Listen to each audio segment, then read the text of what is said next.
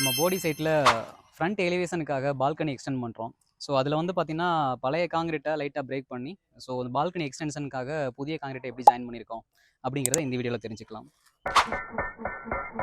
பழைய காங்கிரீட்டோட புது காங்கிரீட் மெர்ஜாக ஒரு 6 இன்ச்சஸ் வரைக்கும் பழைய காங்கிரீட்டை நம்ம கட் பண்ணி பிரேக் பண்ணி எடுத்திருக்கோம்.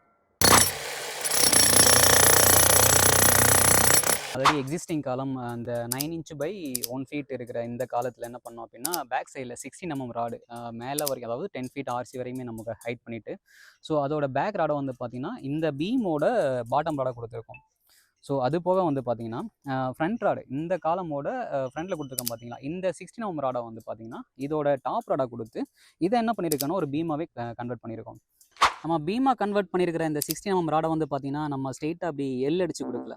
என்ன பண்ணியிருக்கோம்னா அதுக்கு பதிலாக ஒரு ஸ்லோ பெண்டாகவே கொடுத்துருப்போம். தெரியுதுங்களா? இந்த மாதிரி ஸ்லோ பெண்டாக கொடுக்கும்போது அதோட ஸ்ட்ரென்த் ரொம்ப அதிகமாக இருக்கும். 18 அடி லென்த் இருக்கிற இந்த பால்கனியோட வெயிட்டை ஈவனாக கேரி பண்ணி டிஸ்ட்ரிபியூட் பண்ணுறதுக்காக நம்ம சென்டரில் என்ன பண்ணியிருக்கோம்னா கன்சல்ட் பீம் கொடுத்துருக்கோம். கவர் பிளாக் ஸ்பேசிங்லாம் சரியாக வச்சு main rod and distributor rod ரெண்டுமே 10 mm by 10 mm கொடுத்துருக்கோம். பழைய காங்கிரீட்டோட புது காங்கிரீட் ஜாயிண்ட் ஆகி மோர் ஸ்ட்ரென்த்தாக இருக்கிறதுக்காக காங்கிரீட் போடுறதுக்கு ஒரு 1 hour முன்னாடியே காங்கிரீட் பாண்டிங் ஏஜெண்ட்டை அப்ளை பண்ணிட்டோம். மோர் சாட்டிஸ்ஃபேக்ஷனுக்காக சிமெண்ட்டை லிக்விட் பேஸில் மிக்ஸ் பண்ணியும் ஊற்றியாச்சு. காங்கிரீட் ரேஷியோ M20 கிரேட் பயன்படுத்தியிருக்கோம். இந்த மெத்தடில் எக்ஸ்டெண்ட் பண்ணி காங்கிரீட் போடும்போது ஜாயின் பண்ணியிருக்கோங்கிற மைண்ட் செட்டே நமக்கு லைஃப் லாங் இருக்காது. Shri wealthy constructions Theni.